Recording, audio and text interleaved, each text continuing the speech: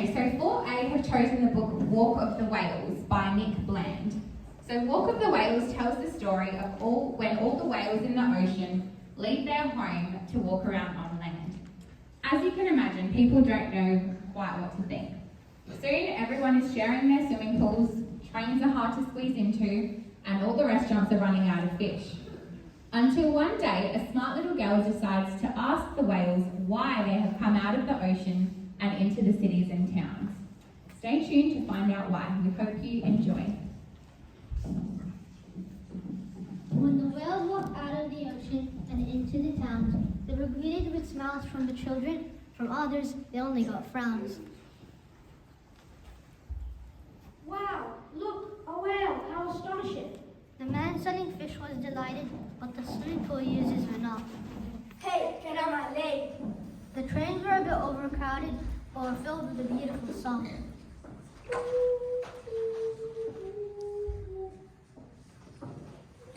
The newspapers filled up with stories about all of the ups and the downs of when the whales jumped out of the oceans and filled up the cities and towns. I'm so sick of these whales. There's rubbish everywhere. Tell me about it. There's some more fish for me to serve to my customers. And the bakers are out of bread too, because all the farmers are busy growing plankton for the whales. Well, I say, ladies and gentlemen, I see my statues are very ruined due to the rubbish attracting all the birds. I think it's time to put a stop to this. Whales are welcome. Whales are welcome. Whales are welcome. Hey, stop. You've got the wrong idea. Excuse me, Mr. Whale. Why did you leave the ocean behind to live on the land instead? Well, the ocean is like a gigantic rubbish bin. As soon as someone cleans it up, we'll go right back in. So all the people went into the ocean and brought all their rubbish ashore. The whales said goodbye to the children and went back to the ocean evermore. Some remember with fondness, others with frowns, of the time when the whales walked out of the oceans and into the cities and towns. Whales need a safe, clean home in the ocean. Please turn it off. Pick up your rubbish and care for our oceans. Thank you.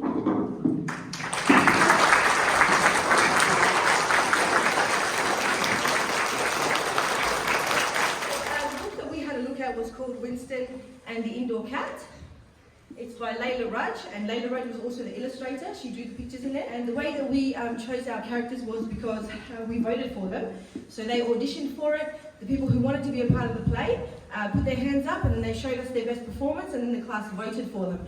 And we did that because in HATS we're learning about democracy and autocracy and about how we vote and we all participate in making big decisions in Australia. Okay, so that's how we tie this into different learning areas. Winston, who is the outdoor cat, and it's basically about what life is like on the other side of the window and how it's okay to be yourself. Winston and the Indoor Cat. Once upon a time there was an outdoor cat. His name was Winston. Winston was an active, playful and ginger-coloured cat. It suited him perfectly. He loved playing outdoors and really enjoyed hunting fish. However, one day Winston came across a big grey house where he saw a cat in the window. He had never seen a cat so pristine, spotless and clean. But the window was shut. It looked like the indoor cat was in prison and needed to be rescued. So Winston decided to help. He thought he would free the indoor cat. And that's exactly what he did. Once the cat had been set free, Winston showed the indoor cat all the wonderful things about living outdoors. They climbed rocks, dug out holes and hid inside them, played hide and seek. They climbed up trees and hung off branches.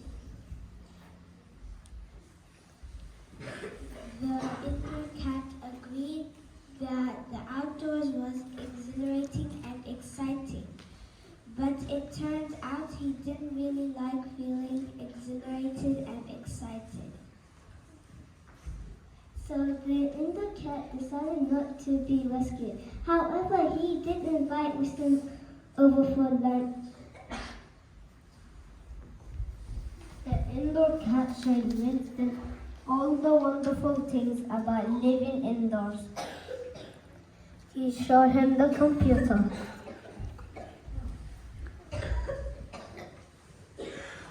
He showed him how people drink coffee. He showed him the fish tank. He showed him how to watch TV. Winston agreed that it was a life of leisure. There was a freedom and relaxation. But it turned out that Winston did not really like being so leisurely. So Winston is still an outdoor cat, which suits him perfectly, unless it's raining.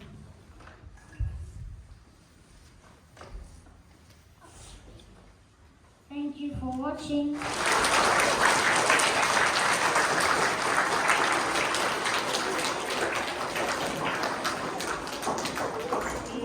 It's What Do You Call Your Grandma? The author of the book is Ashley Barton. Now this book is about the different names children call their grandma around the world. We have selected 7 different languages from 7 different countries, but if you have a chance, go through the book because there are more countries mentioned in the book, and it's really interesting. So have a go. Granny here and Nana there, or maybe she's a nan. Turn the page, let's meet a few of the finest in the land. Breakfast, lunch, snacks and dinner, every dish a tasty winner. To eat her cooking is an honor.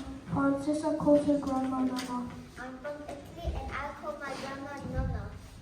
With a ball of yarn, she's a pro. She can even knit on the go. A blanket, socks, and a cardi. And Cash calls his grandma Nani. I'm from India and I call my grandma Nana. It doesn't matter the time of year, she'll find something to make her cheer. Today it's soccer on TV. Ahmed calls his grandma Bibi. I'm from Kenya and I call my grandma Bibi. Visiting her house is a treat. She's always fixing something sweet. Buns and ice cream piled sky high. Penguin calls his grandma Nai Nai. And I'm from Singapore and I call my grandma Nai Nai. Music on and windows down. Watch her zip her way. Here they come in her fast car. Nicky calls his grandma Nicky Yaya. Hello, I'm from Greece and I call my grandma Yaya. Though she lives quite far away, she's still a part of every day. Letters now and kisses later. Alia calls her grandma Teta. I'm from Lebanon and I call my grandma Tete. Her home is filled with books and art, every corner packed with heart. 2 cute puppies wait to greet her. Santos calls his grandma Lita. Hello, I'm from Spain and I call my grandma Lita. Across the globe these grannies roam. Now let's meet one close to home. Sing it out from where you are. What do you call your grandma? I am from East Turkestan and I call my grandma Abakara.